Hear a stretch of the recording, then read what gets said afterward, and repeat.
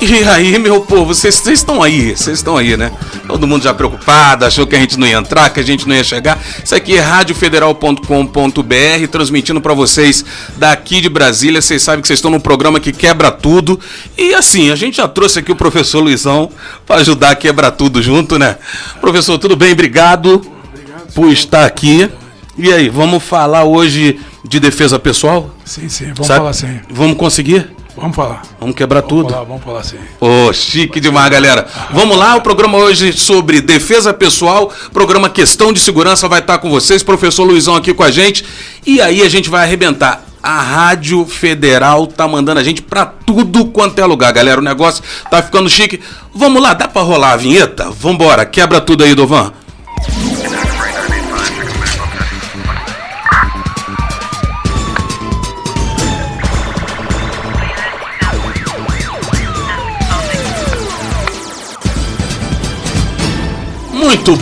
Muito bom, a gente já voltou, a gente já tá aqui.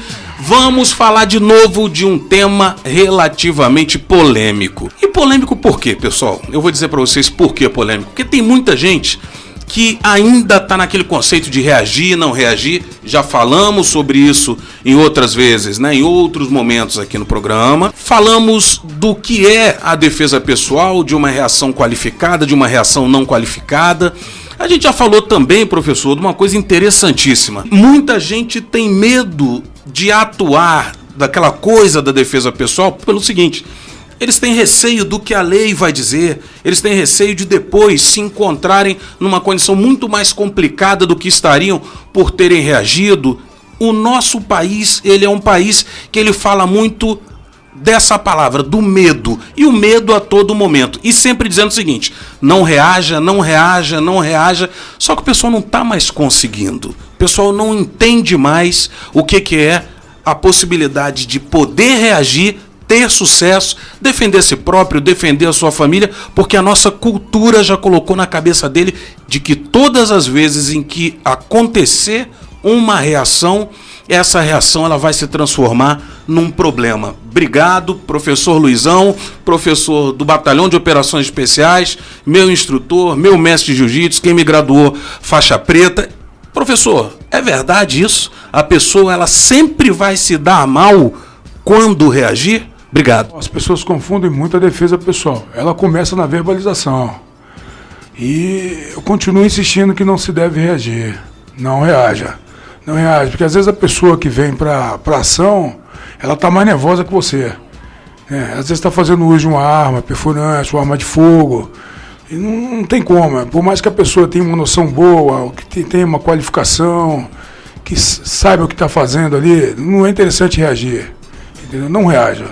Entendi. Reaja. E quando você percebe, inclusive nessa situação que o senhor acabou de comentar, de alguém que está mais nervoso do que nós, e muitas das vezes a pessoa, mesmo não reagindo, ela vai ter um problema. Ela vai ser morta, ela vai ser machucada, e é por isso que eu falo muito aqui, professor, da reação qualificada e não qualificada. Eu fico muito feliz quando o senhor informa que a primeira coisa ela começa com a comunicação, com a verbalização. Eu vou até um pouquinho antes, né? Aquela comunicação não verbal, aquela coisa de que você às vezes não precisa falar nada, mas a sua postura, ela já indica que você está numa posição submissa. E nesse momento eu comento sobre o que a gente chama de reação qualificada. Digamos que seja aquela pessoa que realmente sabe o que fazer, ou aquela pessoa que sabe, como diversos casos aqui de policiais, inclusive, que nós soubemos que no momento em que se percebeu que o bandido, que o agressor social percebeu que ele era policial, o que foi que ocorreu? Ele foi morto, né? Tivemos casos, inclusive, recentes. Então tem aqueles momentos em que a pessoa ela já sabe que quando for descoberta aquela condição, ela vai ser vítima. Ela, em algum momento, em alguma proporção, vai ter um problema. Nesses casos, quando a gente fala de reação qualificada, aquela pessoa que sabe o que fazer, como é que normalmente o senhor trabalha os seus alunos? E a gente sabe, são alunos Batalhão de Operações Especiais, Batalhão de Rotan, são alunos dos grupos táticos operacionais daqui. Como é que o senhor trabalha com eles? E depois a gente vai, né, para o cidadão comum. Olha só, a coisa mais importante numa situação de defesa pessoal, igual o senhor colocou aí, a submissão é o fator surpresa. Sempre você vai estar um passo à frente da pessoa que está agredindo, do agressor. Se submeta. Eu recomendo sempre para um agente de segurança, uma pessoa que treina a defesa pessoal do dia a dia. Submissão. Se coloca, por mais que a coisa esteja perdendo o controle, submissão. Porque o fator surpresa vai te favorecer muito. Então, nesse caso, o senhor está trazendo para nós a submissão, inclusive como uma estratégia. Sempre. É isso mesmo? Sempre. A submissão, ela é uma estratégia de defesa, ela é uma estratégia de você poder ir um pouquinho mais à frente para uma possível reação? Sim, sim. Acontece um confronto de um agente da lei ou não com um perpetrador, uma pessoa, um humilhante qualquer na rua. A hora que ele parte para cima e você se coloca numa condição de submício, de que você não quer aquele confronto, ou ele para, ou ele raciocina, ou ele vai dar continuidade naquela ação dele. E a reação dele pode favorecer muito a pessoa que está sendo submissa na hora da defesa pessoal, porque ele vai gerar uma ação, e essa ação pode ser conduzida de maneira correta, eficiente, né, para parar a investida dele. Eu confio muito no fator surpresa, eu confio sempre. E começou quando isso, professor? Na sua vida, quando é que começou isso? Quando é que o senhor entrou para a parte de defesa pessoal? Olha, eu comecei na capoeira com 5 anos de idade. Eu fui graduado pelo mestre Adilson, o mestre Robertão. E teve uma fase da capoeira em Brasília que ela foi considerada a capoeira mais violenta do mundo, né? Porque os lutadores aqui de Brasília, os capoeiristas de Brasília, eles faziam outras artes. Porque a capoeira ela estava parecendo mais MMA. Aí eu fui conhecendo outras artes marciais por causa da capoeira. Umas que eu mais me apeguei, né? Que eu não pensei que nenhuma outra arte marcial ia fazer eu sair da capoeira. E o jiu-jitsu me tirou da capoeira. Eu comecei a descobrir no jiu-jitsu que não precisa você ter uma condição física, você não precisa ser fortão. A luta nunca vai te cobrar uma condição física. Em 94 eu fui campeão de Brasília, 95, 96, 97. Fui campeão, fui terceiro colocado no Mundial de Masters de Cena em 2004. Em 2004 eu recebi a faixa preta das mãos do mestre Ataíde Júnior. E comecei a fazer esse trabalho com a arte marcial, e comecei a descobrir o universo da arte marcial, e que cada dia me fascina, todo dia um aprendizado para mim. Entendi. Agora, quando é que aconteceu essa mudança, né? Porque quando eu estava no BOPE em 2007, o senhor já estava lá. A gente está falando de... Não podemos nem falar muito, porque senão o pessoal descobre a nossa idade. Aí, Dovan, isso aí já vai dar um negocinho daquele, aquela gracinha que você coloca, o pessoal vai descobrir a idade aqui. Vamos lá, tudo bem. Já tem um velhinho passando aqui na tela, com certeza. O pessoal vai descobrir a idade, mas a gente está falando de 2007, pessoal. Mas o senhor já estava lá nesse período. Sim. E aí, como é que foi essa história? Olha só, eu levei o jiu-jitsu lá para dentro do Batalhão de Operações Especiais, o jiu-jitsu competitivo, aquele jiu-jitsu que a galera costuma ver aí na internet, os campeonatos mundiais. Lá dentro eu descobri que não era aquilo que a galera precisava para o cotidiano deles, o pessoal do Patama ali, do Choque, do Batalhão de Cães, né, hoje, né, que era o CP Cães na época, a galera ali do COI, que hoje é o BOPE, né? Eu vi que não tinha como você condicionar os caras a fazer uma luta agarrada no chão. Então eu conversava com um e com o outro, eu fui adequando a arte marcial. Aí só que eu descobri que a outra parte da arte marcial, né? Que a luta começa em pé, ela começa em cima, com defesa de tapa no rosto, defesa de paulada na cabeça, o agarramento ali, o policial entrar em luta corpo a corpo com o humilhante na rua, ele saber como fazer para preservar o armamento dele e não ser pego, né? Não ser desarmado ali pelo humilhante e tomar um tiro. E eu fui adequando de acordo com as necessidades de cada um, né? Aí fui desenvolvendo com eles. Na verdade, eu cheguei lá, o batalhão me favoreceu muito, né? Eu tive que aprender para ensinar e aprendi junto com a galera também. Então houve, né, mesmo com toda a experiência, então eu já tinha mais de 20 anos de experiência na arte marcial, muitos anos também de experiência no jiu-jitsu, chinelinho da humildade, mas o pessoal, já era mestre e tudo, mesmo assim o mestre, ele bota lá o chinelinho, tranquilo, sim. É assim mesmo? É assim. Tem que ser desse jeito? Quando eu cheguei lá, coronel, era muito difícil para mim, eu não sei se o senhor lembra, ali, o batalhão ali de manhã, o pessoal se reunia ali para lavar as viaturas, para bater um papo. E eu não sou policial, né? Eu passava ali, Eu paizanão no meio do batalhão, os caras me olhando com aquela cara feia, principalmente o pessoal do BOPE, né? Não, nós também assim, o pessoal minha pessoa não tem esse negócio de cara. Olha aí, pô, não é bem cara feio isso, não. Não vai ter outro meme passando aqui, não vai ter outro meme passando aqui. Olha uma cara feia aí. Vamos lá, e aí? É porque a galera não aceitava um paisano ali, um cara do povo ali, um comum, né? Dando instrução para um batalhão de elite, né? Porque os caras sabem muito, eles têm muita formação, então para eles era uma afronta até. Um cara do povo ali, tá no meio deles ali, passando informação. E eu fui criando ali, mostrando que eu tava ali para ajudar a galera. E conseguiu? Consegui. Eu acho que sim, né? A galera gosta de mim lá, eu tenho muitos amigos lá dentro. Olha só, pessoal, a gente estava falando aqui ainda há pouco, demos ali aquele cortezinho, voltamos. Sobre o professor Luizão, a entrada dele no Batalhão de Operações Especiais, já tínhamos, enfim, né, realizado outros contatos, já tínhamos e pudemos no futuro trabalhar juntos, mas ele falou uma coisa interessante. Aquela pessoa que não é do mundo policial e que ingressa em uma instituição, né? Então aquela coisa da desconfiança, tal, aquele negócio todo. Eu queria citar 2 nomes aqui bem interessantes. Um camarada que se chama Tony Blauer.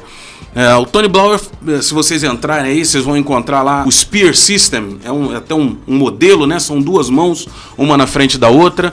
É um norte-americano que ele dominou durante muitos anos esse campo todo da defesa pessoal, e é uma pessoa que veio do mundo civil e que criou uma tática. Um outro que é um camarada chamado Ken Good, e ele ficou conhecido por quê? Porque ele trabalhou numa das maiores empresas do mundo de produção de lanterna. Quem é do mundo policial vai lembrar disso daí, é uma empresa chamada Surefire, né? Então ele foi a pessoa que ingressou, né? Uma das pessoas que ingressou com a escola de treinamento de táticas defensivas da Surefire. Dentro da sua ideia, dentro da ideia que o senhor colocou, professor, da comunicação, né, de um trabalho não verbal para uma progressão não verbal. Hoje ele já tem uma outra empresa lá fora que é a Progressive Combat Solutions, né? Ele coloca as próprias informações, as próprias ideias depois de ter passado por outras empresas, a Strategos International e etc. Mas assim, a sua história não foi diferente. O senhor saiu de um mundo relativamente civil e foi para dentro de uma unidade policial. E falava dessa receptividade. Sim. Quando é que o senhor percebeu o seguinte? Agora a coisa está caminhando bem. Eu vou ensinar e vamos modelar um produto bacana para Brasília. Eu ouvindo, né, que todo dia de manhã existia um treino muito cedo lá, e o tatame começou a ser o local de desabafo dos policiais, né? Tinha uma galera, a coisa tomou uma proporção tão bacana que os caras iam para casa e voltavam pro quartel para treinar jiu-jitsu comigo. Nessa época eu descobri que a coisa estava tomando uma proporção bacana. Aí a gente começava a ouvir a necessidade de ter uma qualificação do domínio do bastão retrátil, a importância do bastão tonfa. Aí o que eu fiz? Eu sou muito de ouvir as pessoas. Eu comecei a me especializar essas duas ferramentas que era disponibilizado para os policiais, né?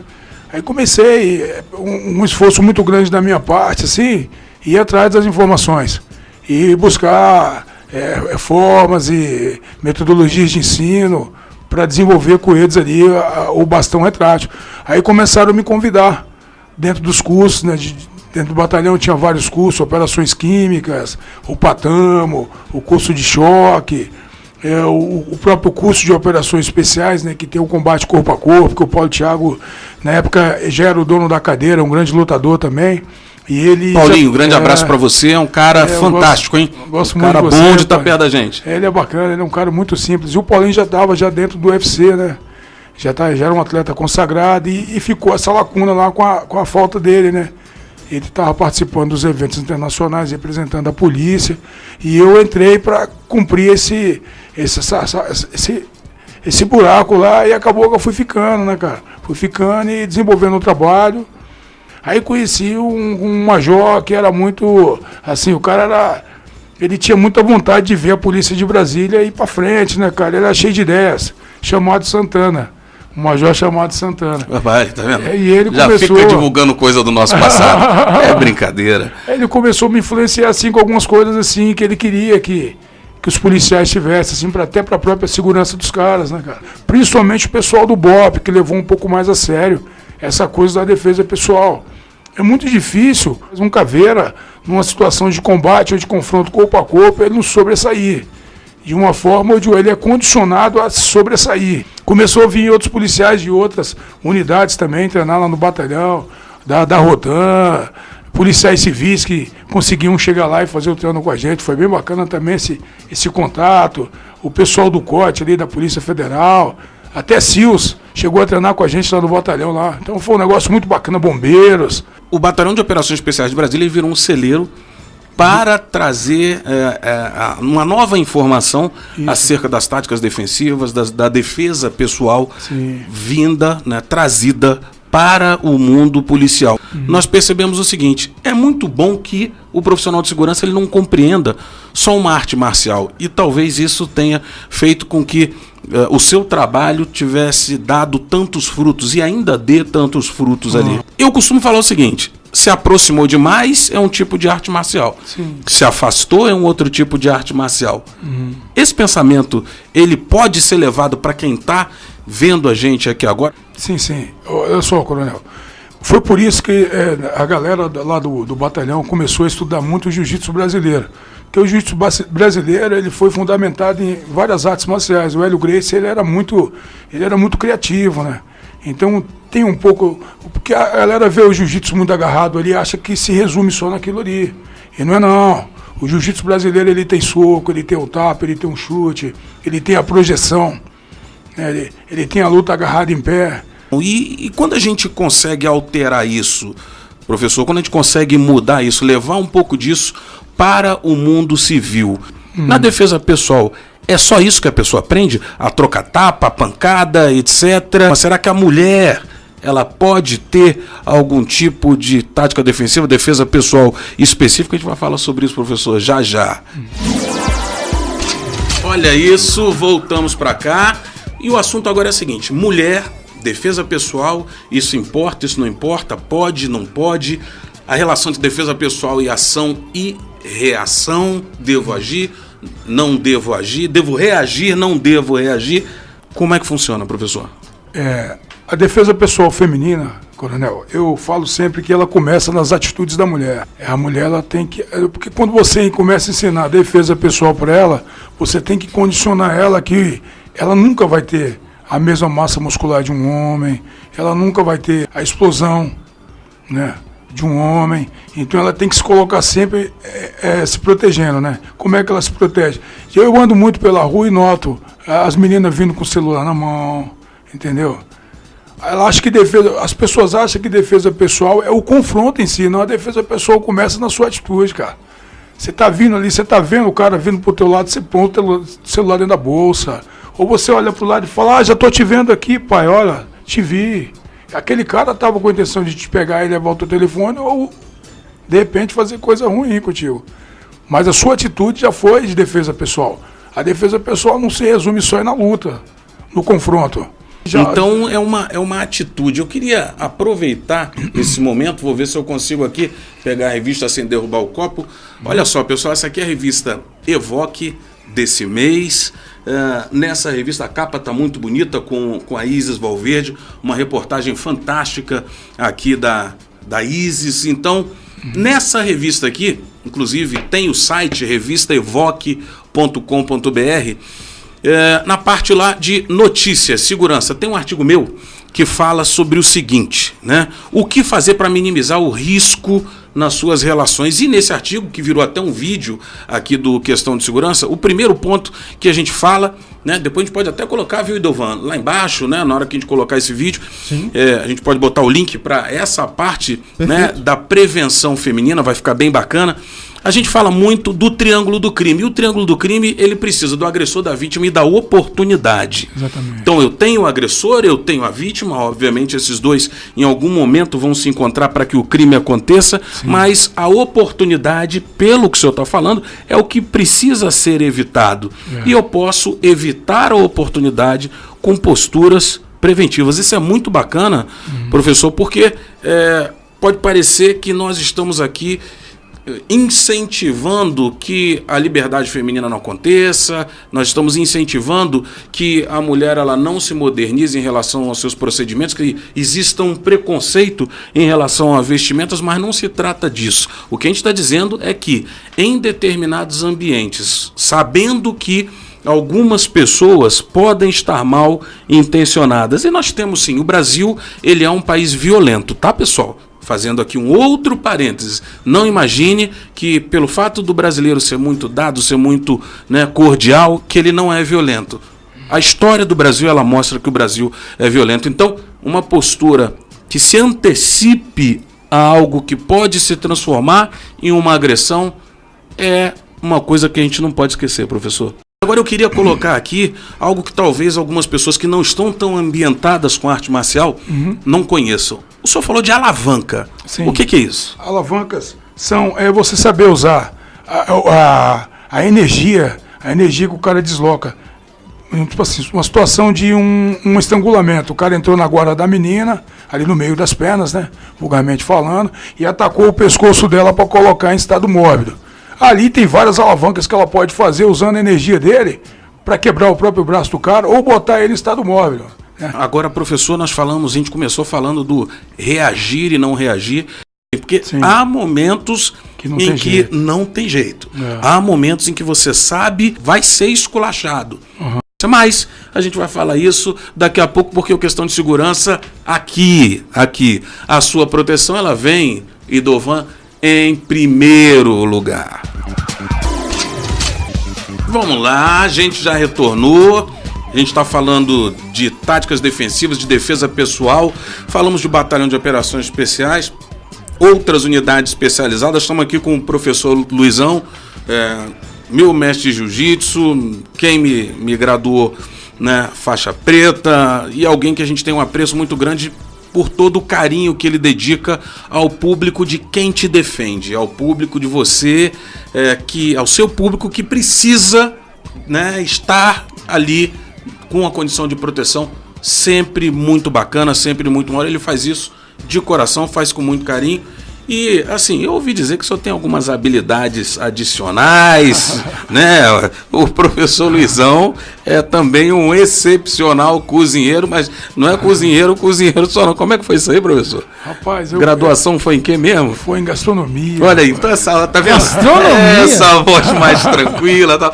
Maravilha. Professor, reagir ou não reagir? Há pessoas que têm a intenção de realizar o mal, e nesse caso nós entramos na reação qualificada, aqueles que conhecem, que sabem como se comportar em uma condição de risco. Não é sair fazendo besteira, não. É saber se comportar em uma condição de risco. Nesses casos, a reação, professor, o senhor já me trouxe aqui, enfim, traz para muita gente que tem que ser uma reação contundente. Pode trazer isso para gente? Uma vez um sargento chegou para mim e falou: mestre, eu ando armado. Se um cara me tomasse minha arma agora, o que eu poderia fazer? Se um cara tentasse tomar minha arma, o que eu poderia fazer? Dar um tiro nele? Aí eu olhei pra ele assim, inclusive vou mandar um abraço pra ele, eu sei que ele tá vendo aí. Eu olhei pra ele assim e falei: cara, tá falando sério, cara? Tô com um canhão desse na mão aí. Ele falou: pois é, mestre, eu já me coloquei nessa situação aí, já fiz essa conta aí várias vezes, cara. Eu não sei se ela vai sair cara pra mim. Aí eu falei: cara, se ele tentar tomar a tua arma, você tem que reagir, cara. Tá escrito no manual deles lá, se você desarmar o policial, você tem que atirar nele. Se você quer reagir, você tem que estar qualificado, você tem que estar pronto para aquilo. Você tem que ser objetivo. Lá no batalhão, eu sempre falei pra galera, você tem que repetir muito, repete muito, treina muito, exaustivo. Porque o dia que você for usar, vocês podem pegar qualquer um policial que treinou comigo lá, ele nunca vai passar por um confronto na rua que foi mais fácil que o treinamento que eu proporcionei a ele. Eu sempre deixei o treinamento mais difícil que a situação real. Porque quando a situação real acontecer, eu sei o que vai acontecer. Sabe qual vai ser o resultado, mestre? Exatamente, eu sei o que vai ser, o que vai acontecer. Então, se você quer reagir, se você tem condição para reagir, você tem que estar pronto para aquilo, porque você não pode errar. Aconteça o que acontecer, ele não pode perder a arma. Isso é fundamental, professor. Nós temos muitos colegas que, em algumas oportunidades, primeiro não se antecipam e não selecionam, de certa maneira, tanto a sua postura como os locais onde eles se encontram. Então, há locais em que a gente tem que evitar, pessoal, porque realmente os agressores eles têm já estão, né, em um nível tão avançado de descrença na lei que se ele pegar a sua arma, ele vai fazer o que o professor acabou de colocar e ele vai sim avançar em você porque ele sabe que não vai ser enquadrado, punido de acordo com a lei como deveria. Então a gente não pode deixar de falar isso aqui, professor. Isso o que o senhor comentou é fundamental. E sobre a contundência da reação, sobre a pancada dessa reação, sobre o retorno que tem que ser implementado. O senhor também comentou. Precisa ser muito objetivo. Eu, como ainda não ingressei nessa parte de educador de táticas defensivas, digo para você, isso eu sempre falei para todos os quase 15, 16 mil alunos que eu tive em diversos tipos de atividade pública e privada. Seja contundente, tentou apanhar seu armamento, seja o mais contundente possível e tendo, infelizmente, a oportunidade de reagir, reaja preservando a própria vida, mesmo que você tenha que tirar a vida de outra pessoa. Nesse caso, nós estamos falando do agressor, do bandido. Exatamente. A sua vida e a vida de quem você protege da sua família, ela é muito mais importante. Então, se tiver de tirar a vida de alguém em uma circunstância como essa, faça. E se perguntarem quem orientou, diga que fui eu. Isso aqui vai para a internet daqui a pouco. Então, antes, a vida daquele que pretende implementar o mal do que a sua. É uma condição de reação. Professor, obrigado. Muito bacana. Obrigado pelo seu tempo. E a gente vai ter mais vezes, vamos ter mais chances, mais oportunidade para poder falar disso. Aqui é o Questão de Segurança. Nesse ponto aqui, na Rádio Federal, a sua proteção, ela vem em primeiro lugar. Até semana que vem. Valeu, galera. Obrigado.